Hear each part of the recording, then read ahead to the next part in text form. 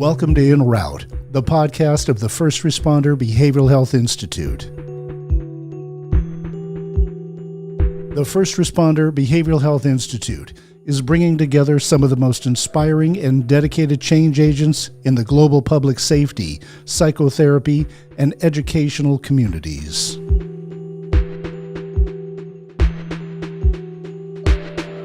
Each episode of Enroute seeks to bring together first responder change agents and clinicians dedicated to constructively disrupting the status quo by tackling the tough subjects like first responder suicide, post-traumatic stress, moral injury, sanctuary trauma, leadership development, critical incident response, peer support teams, and what it means to be psychologically safe and healthy while working in an unsafe world.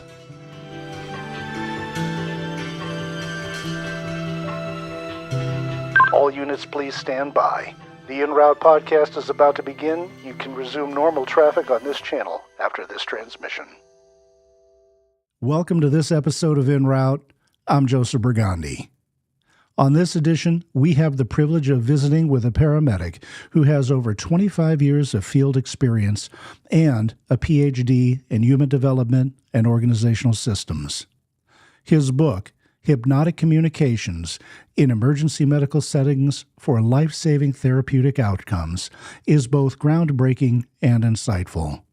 How we talk to people in behavioral health and emergency medical settings makes all of the difference in the world, and it can make a life-saving difference when critical communications are essential for healing and patient cooperation. Please join me in welcoming Bram Duffee to this episode of Enroute. Dr. Bram Duffee, welcome to this episode of Enroute. We're really glad to have you on the show today, sir. Welcome. Joseph, so good to be here. Thanks for having me.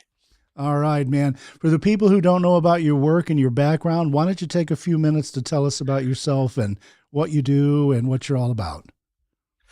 So there's so much, and I hate to brag, but here's the deal. So I teach for Kennesaw State University as an assistant professor there, and I teach online because I live in Houston. So the class that I teach for them is health communication, but I usually teach a lot of public speaking type classes. And the work that I do in Houston is I'm a paramedic. So I've been a paramedic for 25 years, and I work 3 24-hour shifts a week, just like probably many of the listeners today. And I'm one of those people that was just sort of built to be a paramedic, and I am so happy to be doing the job. And for a lot of what I see with folks dropping off and not staying in the industry, it hasn't affected me the same way. And I think that that's part of what it comes down to, is that this is just the job for me, and that's what I do. Very nice. You've been in this industry how long now?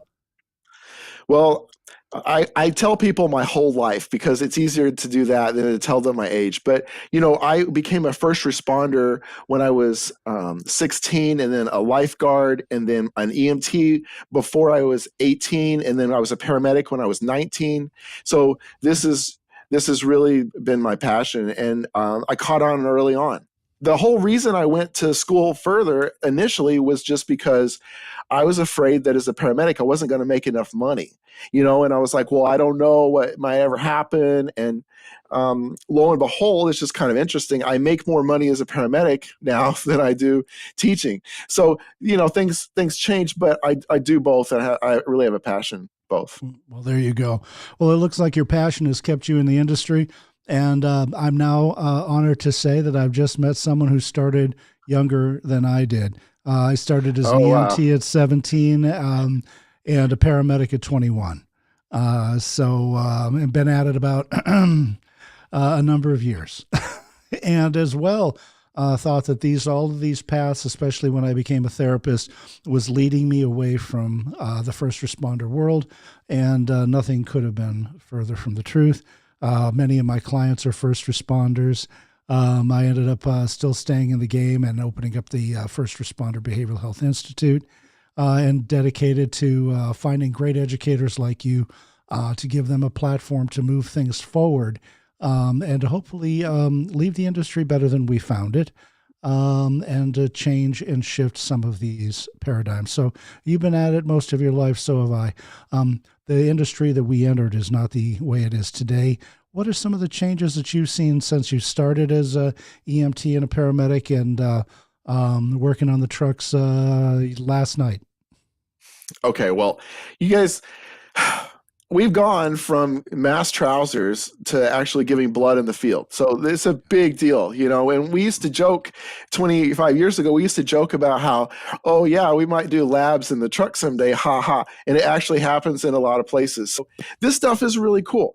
But, you know, it's true that when I was in the industry, when I started, it was just not a spot that people would stay forever. You know, I don't think the EMS is, in the United States at least, has been a career field where it has an extreme amount of longevity, because it's a launching point for a lot of people. They go into medical school or to nursing. And so the experience that I had going in was already noticing that people dropped off pretty quickly. You know, this was not a 20-year career. It was more like a 5-year, career. And now, between everything that's happened to the industry, between lack of funding to poor management to COVID, all of these things have made things much worse. And I think that the numbers that I've seen now are like, maybe 3 years, you might have someone, be able to stay in the industry and that's like at the paramedic level. So it's a really a big battle. And that's why so many people look at me and they say, why are you still here? How do you deal with this? And I was talking to a paramedic that I know from Evansville, Indiana, through text message this morning at 4 a.m. because I guess we were both on the ambulances, just in different states, and we were talking about the shortage of paramedics in Southern Illinois, for example. And so if you cut the whole state of Illinois into thirds, the whole lower third only has 60 total paramedics in the whole section of that, the whole section of the state. And it's just overwhelming, because I know that area well, and it bothers me because my family used to live there, and they don't now, but there are ambulance deserts all over the place. And so that fact, the ambulance desert problem, does affect us. It meant that, like you asked, what happened to you yesterday? Well, what happened to me yesterday was that I had a late call that made me get off work over 2 hours late. And this is what happens when we have to do extremely long transports. Absolutely. Well, you've been in the game a long time. You've stayed in. That's about passion. What do we do in this industry to deal with compassion fatigue and burnout? When I read your work, I was impressed with it, by the way. I've got a copy of it here, Hypnotic Communications in the Emergency Medical Setting. And really, it's a book about talking to people properly, how you phrase things, de-escalation, and you and I both have seen so many things go sideways in the field because of poor communication. What inspired you to write this book? And talk to me a little bit about field communication. So you may have to interrupt me at some point because this is like the whole thing. There's so much for me to say. But the first thing is that the things that I learned the best and learned the quickest in the field was watching other people do really bad stuff. And I recognized early on as an EMT that I could watch a paramedic. And the reason I'm talking about a paramedic is because usually a paramedic is the one that's leading, the 911. The EMT is usually the helper or the assistant. It just depends on the configuration. But before I even became a paramedic, as an EMT, I saw paramedics do really bad stuff. And when I say bad stuff, I just mean not treat somebody the way I wanted them to be treated. And it's just evident that you can put a paramedic, one paramedic on a scene, and the whole feeling of the environment be one way, and then a totally different person can create a totally different feeling. And it is the spoken word, it is the actions. And part of what's going on is that the paramedic is the person there that probably knows more than everybody else about what's going on. So they're assessing the patient, they're reading the EKG, and they're analyzing all of the different things that they can. And when they come up to the conclusion of what's wrong with the patient, they may be, or probably may be, the only one that knows that answer. So the severity of the patient, how bad things are, in truth, the highest level provider is that paramedic. So when that person, that leader in that situation, when they look sideways, then it's interpreted with extreme scrutiny. Like if I start talking fast, or if I start even darting my eyes around quickly, or my partner knows me. It's really common that you get to know your partner. The partner that I work with on the ambulance, I've worked with for 3 years. He's my best friend. If I am reacting with stress, he will know it. I promise you. And so it's like a very important thing to moderate what I am putting out there. And it's something that I was really sensitive to early on, because I was a speech teacher, and so I had these two careers going on where I was teaching people how to use good communication techniques, speaking and communicating with people, but then realizing that none of this is happening in the field. Because what's happening in the field is that you end up with a paramedic who is extremely stressed out, that walks into a situation trying to fix it, sometimes with the stress of extreme desperation, And I wrote an article in the Journal of Social Science and Medicine. It's an extremely uh, highly prestiged journal. And in that journal, I talked about a study that I did where I looked at some of the highest stress situations that paramedics face. And one of the things that I propose is that between the time that the paramedic gets the alarm, the alarm goes off in the building there, and they rush to attention to respond. Between the time they get that alarm and the time they get to the patient and figure out what's going on, and they're able to decide on, what they're going to do for the treatment plan, there is a really, really extreme amount of stress, because it's not just interacting with dispatch to figure out what's going on, and reading notes and navigating to get there, and fighting traffic, and taking bags of oxygen and a heart monitor and a med bag upstairs maybe to get to you. And all of this has been done as fast as we can do it without running, but still it's an extremely stressful moment. So all of this happens until we get to you as the patient. And then when I get to you as a patient, I have to calm myself down, because I've done all this, and now I need to be there with that patient. I need to be in the moment with them. And it's so hard to do. And that's one of the things I talk about in my book, is working to try to be in the moment with the patient, because it's really easy to interrogate somebody to no end. You want to know everything. And really the thing is we're looking for life threats. We're looking for things that might need emergency intervention by us right that moment. And so one of the things that we do is, we may be tearing open a person's shirt and putting a heart monitor patches so we can do an EKG, and we're putting oxygen on their face, and we're trying to ask them questions. And it is a very big deal. And so the majority of paramedics that I have seen, especially in severe cases, will just shout questions. And shouting questions is, feels like an interrogation, and it really, really makes the whole situation feel, and it feels bad. It feels uncomfortable. And really, if we think about this objectively, or at least we try to, we know that the whole reason that somebody called 911 is because they're desperate themselves. They're reaching out for help. And when the person that they call for help acts a fool, then it really amplifies this and intensifies this. And going back to what got me started on even caring about the communication, what got me started caring is because I took care of a lot of people, and some of those people did not live. And I had to, at some point, make a decision of how to handle this myself, because, like you said, there's an emotional fatigue that can happen, on the by the provider. And that emotional fatigue is a lot easier to hop into place when you are completely immersed in what's going on with the patient. And so I wanted to strike a balance. And um, the types of calls that really hurt me the most emotionally were not the calls where people died.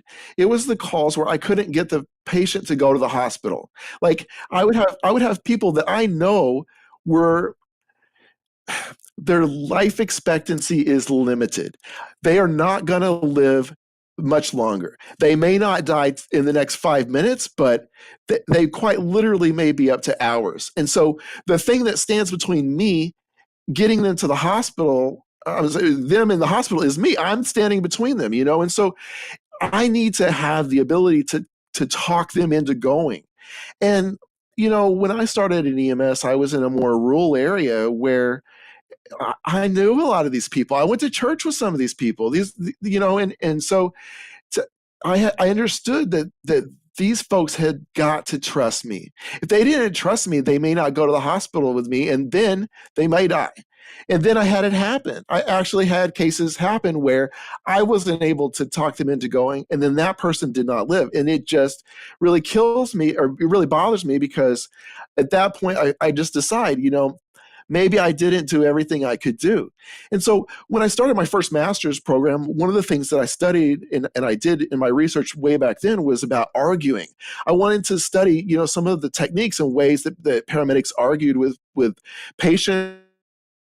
And usually what the argument came down to was, which hospital am I going to go to, or am I going to go to the hospital at all?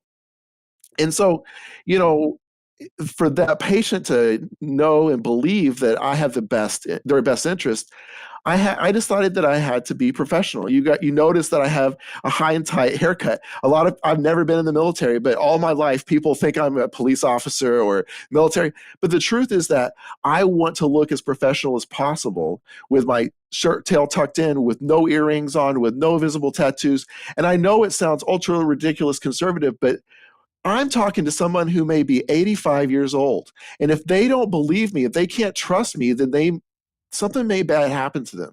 And so I work with a lot of people that have, that may take different perspectives on this, but I think that I'm pretty extreme about it. And, it comes down to the experiences that I've had and the importance I've seen in this having for us.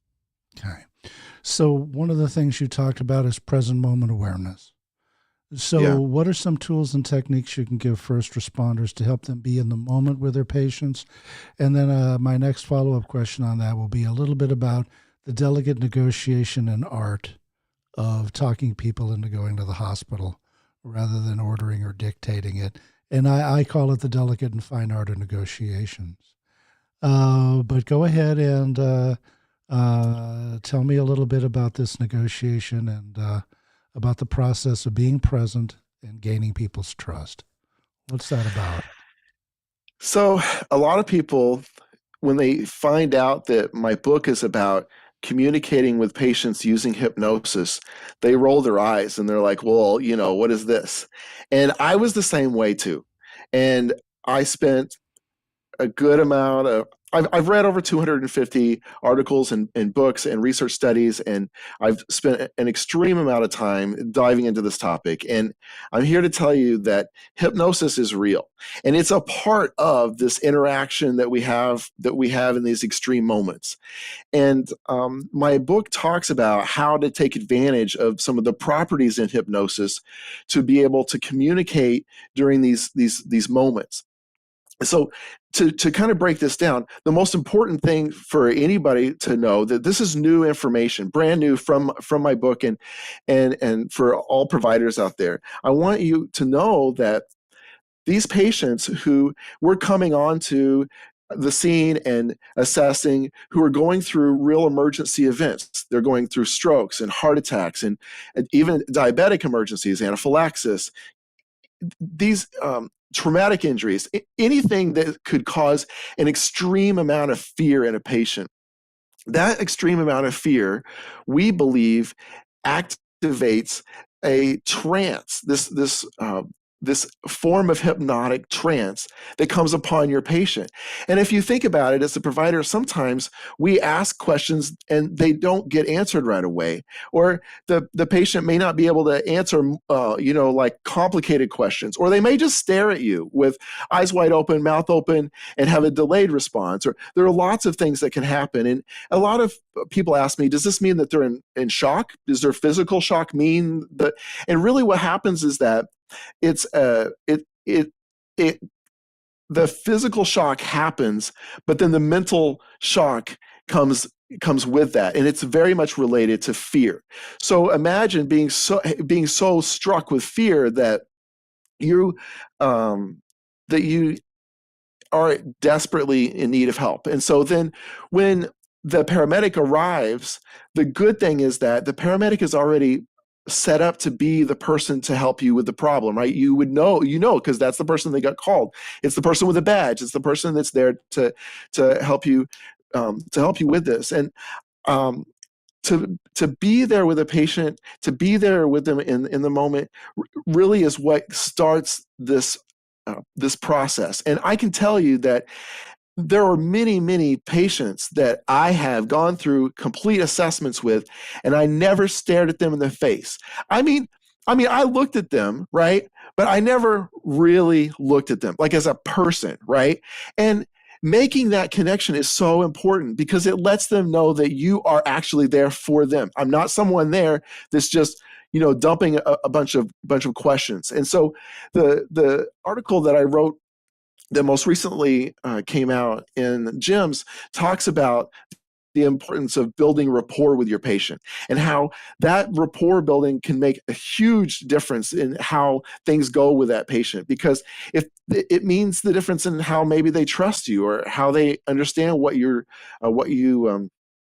have it out for, because they may think that you're going to get money by getting them to the hospital, or they may think they may not be able to afford it, or they may no telling what it is, but they need to be able to work with me to figure that out. And so the book that I wrote with Four Arrows, my co-author, he's a professor at one of the research institutes that I'm in at Fielding Graduate University, and he and I looked at this word credible, credible, and that word credible is a word that we took each letter and we used it to name part of the process that we like to work with to think about how to interact with patients that are in a hypnotic state. And so you might say, well, who's in a hypnotic state? I treat everybody like they're in this hypnotic state. I don't know them as a person, and I'm not doing anything weird or wrong.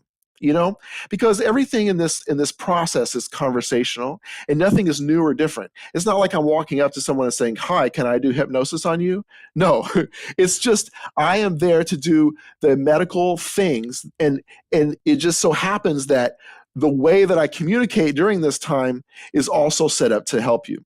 Well, now, and let's discuss that. I want to go ahead and interject here. I've read your book, and there's not hypnotherapeutic step-by-step processes to induct somebody into a hypnotic trance here. What you're really doing is talking about gaining rapport at a very high level, slowing down the communication to go ahead and be seen and heard on a human level. And I think that's where they hear the word hypnotic communication, and there is a tendency to be confused by this, where in reality, when I read your work, and I looked at it, I felt a couple of things. Number one, you're definitely talking about that aspect of psychogenic shock where people are, and they don't talk about this anymore as much in our manuals, where people are affected psychologically. Somebody can hyperventilate and pass out because they just got bad news that their loved one has died. Well, where's the trauma there? There isn't a physical trauma, but yet it overwhelmed the system, the nervous system. Very quickly, they hyperventilate, get dizzy, pass out. We as professionals know, we secure the airway pretty quickly. They're going to come back, and a minute or two later they do. So there's that aspect of it. And then clinically, as a psychotherapist, my perspective was, well, what I'm wondering about is whether he's talking about traumatic disassociation. My specialties are complex trauma, post-traumatic stress injury. And I thought when I did this specialization that I was going to go ahead and be someone who was really at the top of the game with first responder suicidality. And then I got all the skills I needed to be a complex trauma specialist, only to realize that I was only halfway up the mountain, that the pinnacle of this mountain is traumatic related disassociation. This is when they can't tell you minutes 6 through 10 of a shooting, but they have that first 6 minutes and they have minute 11 and 12. This is where I'll step in to deal with those debriefings the next day, and I'll talk to that crew, and we'll talk about the drowning they were on. And one of the medics says, Joseph, why are you here? And I'll mention that and cue them, and they'll go, that was 3 or 4 shifts ago. And their partner will go, dude, it happened at 7 a.m. 25 hours ago. We just got off duty. So it's there in resident memory, but it's already been pushed back. And one of the members of our faculty is one of my mentors, and he is Roger Solomon, and he's one of the world's foremost authorities in traumatic-related disassociation. So that's really the top of the game when it comes to post-traumatic stress injury. Is it's more than PTSI or a PTSD. They've actually started to disassociate from the experience. And I'm also trained in hypnotherapy and EMDR. And when I read this, I really felt that you were starting to find your own way to articulate how we separate, how the mind separates from what's happening here as a mechanism of self-protection and preservation. Because we're traumatized. And what do we do in our training with our young paramedics? We say things like, hey, this is not your emergency. Don't make it that. You slow down. And that's the truth. This may have been the 4th heart attack this month and the 3rd shooting and 2nd drowning. But for these people we're running on, it's the first one for them. So this is not something they see every day. And they're traumatized by it. So how we talk to people. Another thing you said that really I loved was you talked about how you look at people. Well, as paramedics, we're trained to look at you in a head-to-toe survey, and we look at you clinically. And one of the people that I draw a lot of influence from as a psychotherapist is Dr. Carl Jung. And Jung was famous for saying, look, to young clinicians and therapists and doctors, hey, learn all the things, know all those techniques, but when you are in the treatment suite with someone, be a human being speaking to another human being. And I think because they're going to know. Yeah. They can tell. You can't be fake with somebody. Even when I dropped off my last patient in the emergency room earlier this morning, and I said, goodbye. I wish you the best. That moment I tried to make eye contact, but like it was a distracted moment. Like it's just really difficult. And so when we can when we can have those moments, we just need to take advantage of them, because like you said, the crew may do heart attacks all the time, but this is a moment. This is a special communication event. And because it's a different person and a different communication event, the approach actually could be a lot different. And so what we found is that actually just going through these steps that we talk about of gaining rapport and working to build trust so that we can lead up to being able to give directives using imaging. This is something that physically changes people. I am so incredibly happy to tell you that I have seen people with severe burns that I couldn't give pain medicine to because I couldn't get an IV. I now had something to work with. I've had patients that one of the worst things that I talk about is I had a patient one time who was vomiting blood, and he was trapped in a hoarding situation. And the reason he was vomiting blood that would not stop is because he had esophageal varices, which are blood blisters in his throat. And really, what he needed was an emergency surgical intervention with a gastroenterology, Blakemore tube, and all this other surgery stuff that is not even ER stuff. Like, we need this guy, in the OR suite. And all I had was my voice. All I could do was talk to him in a way that would help him remain calm or be much more calm. And the result was that, here he is vomiting and trying to get this out of him, right? When we vomit something, we're usually trying to make it get away. But instead of vomiting, I helped him understand that was making it worse, right? Because because this is in his throat. And so helping him, letting him just know that I'm there with him, and that, I know what's going on, and I'm going to be able to help you. These are positive things that we just don't do as paramedics. And a lot of times the most reassuring thing that we might say is, sir, we're doing everything that we possibly can to help you. That's ridiculous. I remember the first time I took a first responder class, it was taught at the local community college, and I was a kid, so it was really intimidating. And the person teaching the class was an EMT who'd been an EMT forever. He had gray hair, and he was much my senior. And he told us on the first day that, we don't know what's going to happen to these people. We cannot predict the future, and it's not okay for us to give false assurances.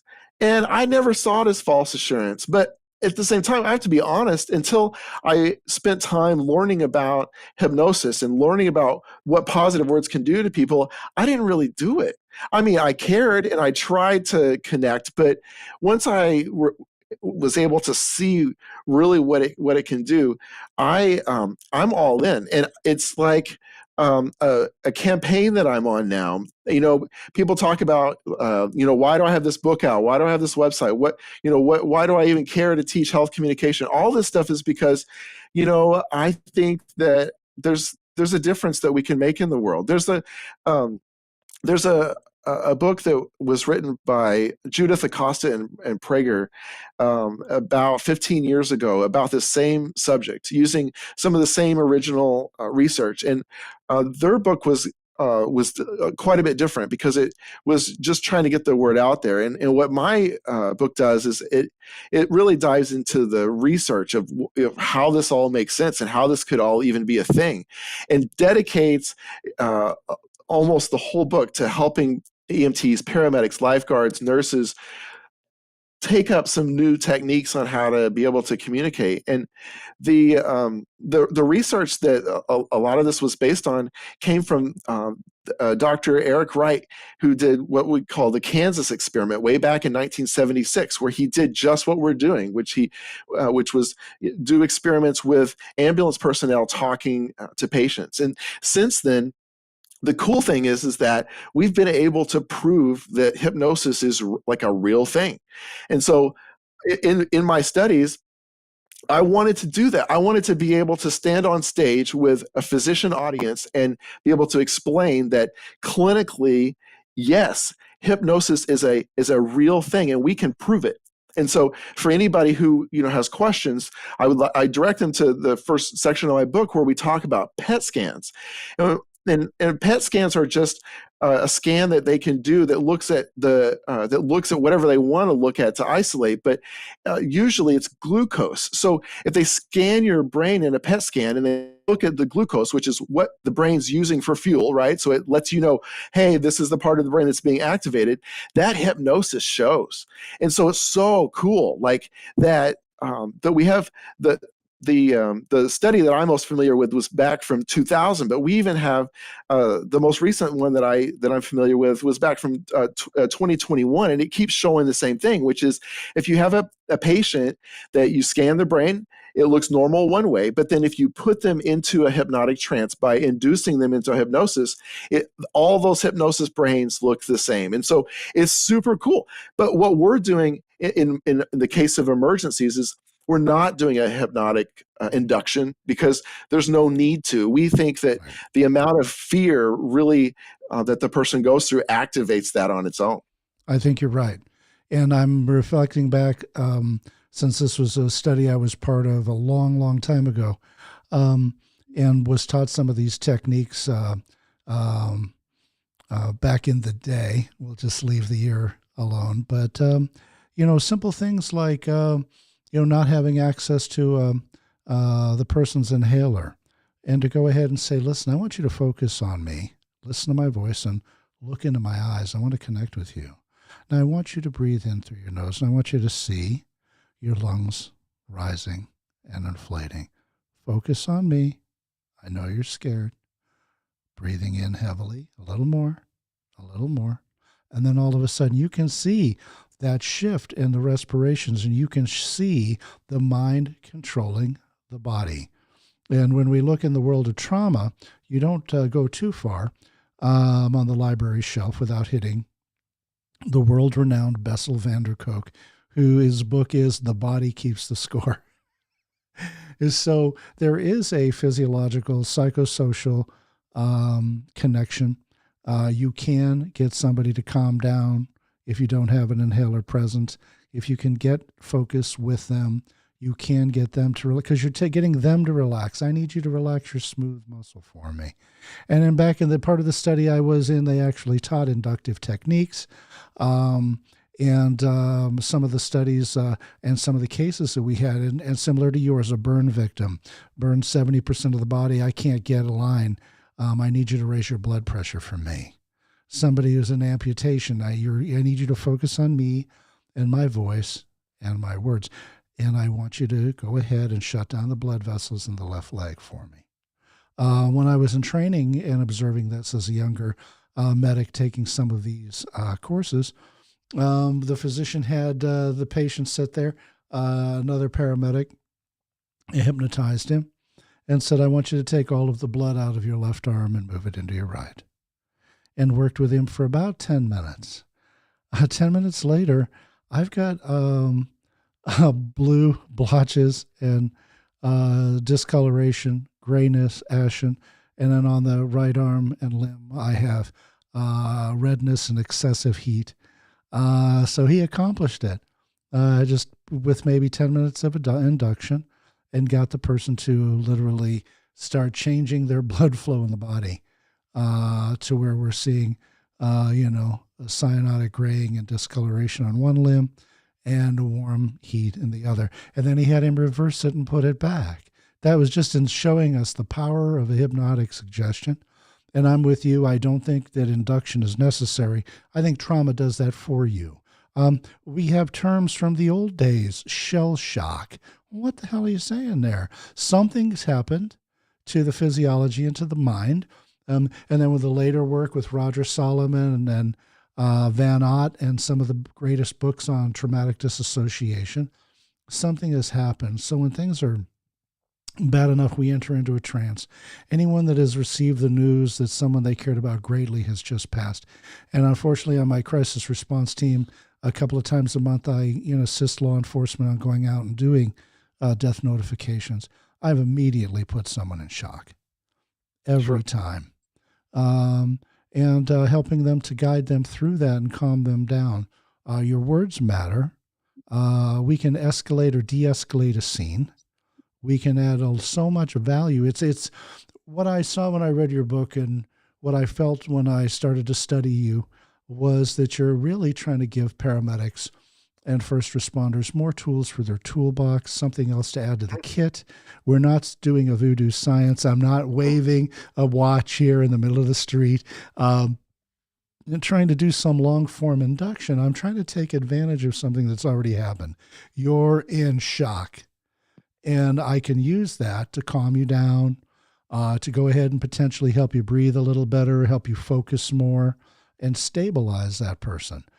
And then these are just, the world according to Joseph Brigandi. Some of my thoughts as an old paramedic and as a mental health practitioner. What do you think about some of what I just said here? So I think that you're right on target. And one of the things that I want to just add to the conversation is the fact that, we are not doing anything to anybody else. There have been studies that are now known about that our government has done in mind control and attempting mind control. And in the world of hypnosis, they found that you cannot force it on anyone. So all of this stuff that we're talking about in hypnosis is a partnership. And the reason why it doesn't always, quote, work or it's not perfect is because the patient has got to be in with you on the partnership 100%. So, the one of the questions that sometimes people ask me is about is about stage hypnosis, and I tell people that my understanding is that yes, stage hypnosis is very real, but what we have to all understand is that the trick in the room is the fact that the person on the stage that's doing the induction is choosing the low-hanging fruit. They're only picking people who are easily hypnotized. They're looking for the signs that they are wanting to participate, are raising their hand, are already very involved. And then once the people get lined up on stage, you notice they pick like 5 people, right? Yeah. They're going to dismiss like 2 or 3 of those people because they're going to recognize right away, okay, they're not going to move into participating like I need them to.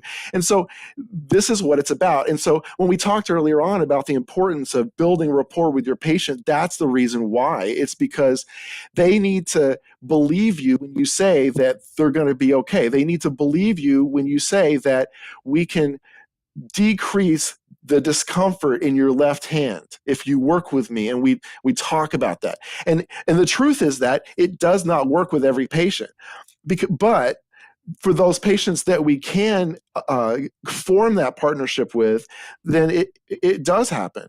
And that's what's so cool about this is because we act like there's always a task to do to fix somebody, and that's what I was always about, right? IV, EKG, O2, get a blood sugar, ready to go, right? But what we missed was some of the healing elements that can really make a difference. So partnership is what it's about. And I think that a lot of people think that they can't be hypnotized, and if you can't be hypnotized, let me just refer you to the time that you watched a movie and it was hard for someone to get your attention, or the time that you were driving a long time and you don't know how you got there. You're like, the human mind very much can move in and out of different types of trance states. And so the type of trance state that we're talking about is a pretty extreme form. And so after I talk to somebody through building rapport, one of the things that I like to do to really generate action is to try to take imagery. Like if someone is incredibly hot and I need them to cool down, I will have them, we'll loosen their clothes, and we'll talk about how cooling that makes them feel, and then have them close their eyes and have them imagine things like white, cold snow touching their body as the air conditioner hits them. And just saying those words, to actually say them slow and say them to the person so that they know that, hey, this is what we're doing now, okay? Actually do this with me. Now I practice medicine differently. Now what I would have done today is focus on the patient instead of focusing on that IV. Because yes, I can stop the situation with pain medicine a little bit, but it's still only going to get me halfway there. They still need my mental support. So there are a lot of tools that are exciting once we can just start connecting with people. There's this paramedic that I worked with. Her name was Danielle Bird, and Danielle was one of the paramedics that I first worked with when I went to work at Deer Park Fire Department here in Texas. And she went on a seizure call with me once, and it was her call because we traded calls because we were both paramedics. And one of the chiefs from the fire department showed up on scene at the same time. So it was kind of like 3 responders showing up at once. And she got up close to that patient on the floor. They had stopped seizing, so they were in like a postictal state. But it was almost like her face was 6 inches from their face. And she was down there a really, really long time. And I was just like kind of antsy. And the chief that was there knew that I was getting antsy because I'm like ready to, do all this stuff. I'm ready to interrogate the patient, everybody around, do vitals, blood sugar, and she was taking the time to connect with that patient. And I didn't understand at the time the value in that. And during that connection, of course, she was assessing the airway. She was assessing, all of these things that she can do. But me standing back, used to my old ways, I wasn't having it.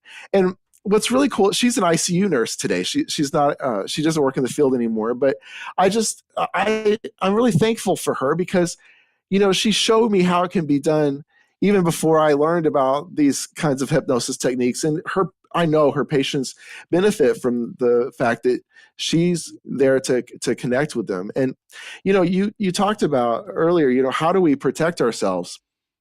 And I can just be honest and say it's not easy. I have a PTSD diagnosis. I've been through hell with it. And and to be honest, for anybody that actually cares, I think this field is so difficult to prevent yourself from succumbing to that. And I didn't know what I was going through. I didn't know that I was that was why I was grumpy, and that's why I couldn't sleep, and that's why and I just chalked it up to everything else. And what happens is that it is those cases that touch you on the emotional level that can cause the most pain. So it's not necessarily the worst call that you've ever had, but in my case, it was a call where I was by myself with a baby trying to save their life. And the feeling of desperation when the baby is deteriorating in front of you is unbelievable because you only have two hands. You can only go so fast. And in my case, I know that there's I have a lot of respect for counseling. My mother's a nurse counselor, and I went to counseling. And in my case, counseling made it worse because I was reliving the moment, and it just like reinforced it. And the day that I so I'm a believer that for some people counseling's good, and for other people medicine's good. And the day that I decided that counseling was just not going to work for me was the day that I finally opened up this incredibly traumatic story to the counselor. The counselor was a male, and he cried. Not a little cry. I mean, he boohoo cried. And I was almost like in shock from that. I'm like, Look, buddy, I'm here trying to get fixed and you can't even handle this information. So I take Prazosin, and Prazosin has changed my life.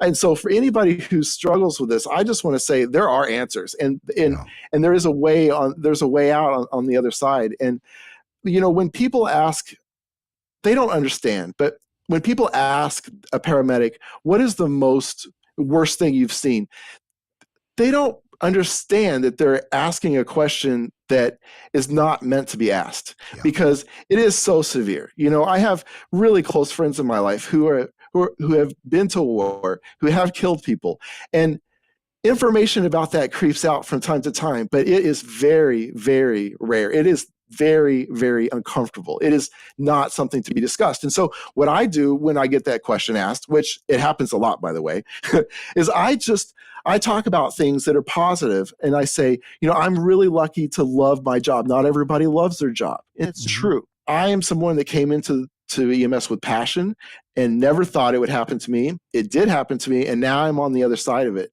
And so I think that I understand, how easy it is for someone to close themselves down and not want to be interpersonally connected with your patient. But my advice is to work through those things by being mentally strong and recognizing those kinds of things can happen, and just recognizing that alone can help you insulate yourself a little bit. Used to, before I knew about this kind of stuff, I would just joke with my partners and my EMS, people that were on shift about what was going on, right? Like someone got pooped on, ha ha, these kinds of things. But debriefing, like in these serious cases, has some extreme value. I used to debrief with my with my crews after CPRs for sure. And what's interesting is that not everybody sees the same thing. Not everybody experiences the same thing. And sometimes just hearing about someone else's experience, like you were there too, right? But hearing their side of it can help you come to terms with things, or it can help you understand the situation better, or maybe see how something that you thought was your fault wasn't your fault, And so What do you think it's about peer it's support powerful. programs? So with debriefings, I agree with you. They have their place, and they can add a lot of value and perspective for our members if they're done right. I'm a big fan of clinically directed peer support, or debriefings rather. I am actually clinically directed peer support programs, but I've asked a lot of times when I speak how many agencies have peer support programs. Less than 15 or 20% of the room puts their hands up. So I think we got a long way to go there. What are some of your thoughts on peer support? So I just want to first mention that I myself was a lay chaplain at Methodist Willowbrook Hospital, and I did that as a volunteer for a few years. And part of that experience helped me be able to connect and understand with patients on a different level.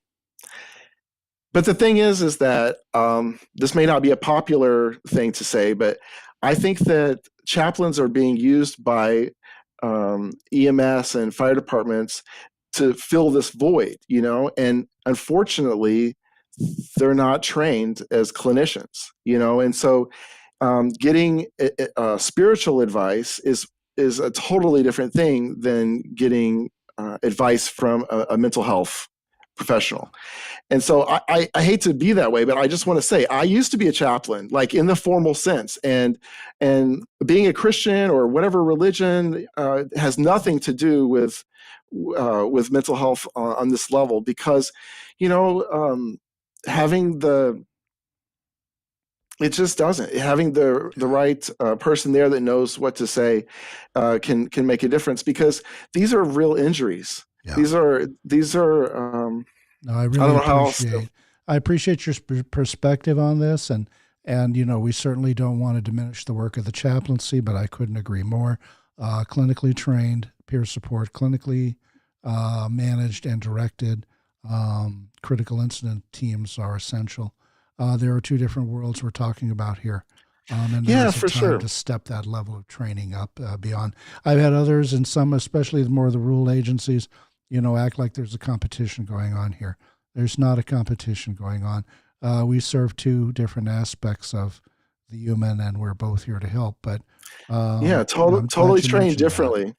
Yeah, Like I couldn't even imagine the training being anywhere close to the same thing, like just not. And so, yeah, I think that even I think back to when I was an Eagle Scout. As a Boy Scout, we had even a chaplain in our Boy Scout troop. And it was very appropriate. And it's a role that does speak to the spiritual aspect. But if you think about it, your coworker may not have that same religion. And so, I would hate to be in a position where, you have someone who has a different religious belief than the chaplain, and then the only way that the chaplain has to make this better for the person is to try to convert them to a different religion, and so, I don't want people to commit suicide because they don't have options to go to.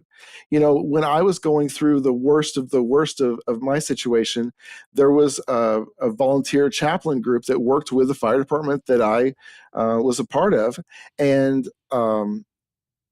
I didn't have a good experience. They didn't help me this the same way. So I guess that's why I'm sort of side-eyed about this, because I sure. feel like I know both sides. And to your point, there is a place for chaplainry, but when we have PTSD, or we have these incidents that can predispose someone to PTSD, a professional that knows how to talk those things through is important. There you go. I want to make sure people know how to get a hold of you, some of the speaking engagements you have coming up, and I want to talk a little bit about your website. So, if we want to go ahead, do you have any upcoming speaking engagements you want to let our members know about? Well, I don't know if this is live. I can't remember, but I'm speaking this week in Austin for Fielding Graduate University. I'm a research fellow with the Institute for Social Innovation, and I get to talk to to PhD students that are going through their programs. So I think I get like 40. I get to about 40 to 60 people to help with their progress. So that's exciting. And for most of the ways to contact me, my website is it, because the research projects that I'm working on and the publications that I've done, and also a good way to contact me is all at professorbram.com. So it's like professor and then my first name, so professorbram.com. And I also have my podcast information up there, where I really do a podcast where I target EMS workers so that we can learn more about research that affects folks who are in the field, because a lot of the research that paramedics do isn't done in the United States. A lot of direct paramedic stuff comes from the UK, it comes from Australia. And so I'm excited to work towards changing that. Good. Now tell us about your book, if I wanted to go ahead and get Hypnotic Communications in Emergency Medical Settings. What's the best way to order that? So the best way is actually from my website, because my website links you to the publisher's site.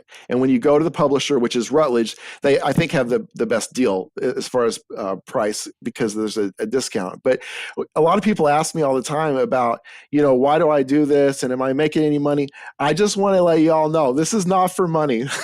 The publisher makes money from the book, not me. And the website is an expense. I mean, this is all stuff that I do because I think that this is a great way to make a difference in the world. And when it comes down to it, a lot of times we say that we treat our patients like we treat our family, but I don't believe that. And I want to have a renewed, regenerated look at that for everyone, because, sometimes I have to talk in a serious way to my brother to get him motivated, or sometimes I need to, show my mom a special caring word. These people, they don't have those people there, and you're it for them. And so, yeah. I think that my book kind of pushes the envelope on that, and asks people to think about this communication stuff. Tell me about your podcast. Is it sponsored by anybody? So the Journal of Emergency Medical Services does put it out on their website. They don't pay me any money, but they do promote my website or the website and the podcast, which I'm thankful for, because they're working to do it too, to help increase the visibility of research that's going on in the field right now. Excellent. Bram, I want to go ahead and ask if you have any final words for our first responders as we start to wrap up today. I want to thank you for your time. You've been very gracious, very open, and very honest with our viewers. So thoughts to first responders that are struggling, or to the profession in general? What are some of your last thoughts? Well, I guess the thing that I hadn't mentioned that has to do with mental health that I just want to mention, because I'm in Houston, Texas, and I see a lot of these two issues. I see a lot of obesity. I myself was on the television show My 600-Pound Life on TLC as a paramedic working with patients. I am on a bariatric ambulance sometimes, and I probably see maybe 2 patients a week that are over 500 pounds. I seriously believe that those folks are in a position where it is not about how much, it's not about eating. This is a mental health emergency for that person, and it's just it's like someone that would think that someone like that is lazy and just likes to eat a lot. And I want to say that that as someone that works with a lot of people, that's not the case. This is a real medical problem that's psychological in nature. And the other thing to mention that everybody on the street probably knows about is homelessness. Homelessness is also not something to make fun of or to cast shame on. Most of those folks are there because of a mental health problem. Either it's substance abuse or it's schizophrenia and not taking medicine. But these are the folks that are lost in our system, the folks that are not cared for, the folks that do deserve our attention. And so I just wanted to bring that up, because these are two groups that that are cast aside and not cared about. And I'm of the opinion that that they need the most care. I agree.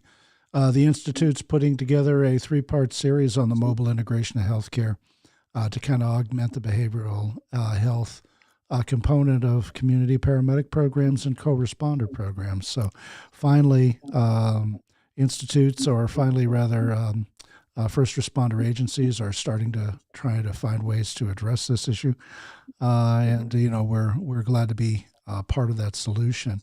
Bram Duffee, the author of Hypnotic Communications in Emergency Medical Settings for Life Saving and Therapeutic Outcomes. Thank you for your time today and for joining us on this edition of Enroute. And we look to maybe find a way to have you back next season. For sure. Thank you.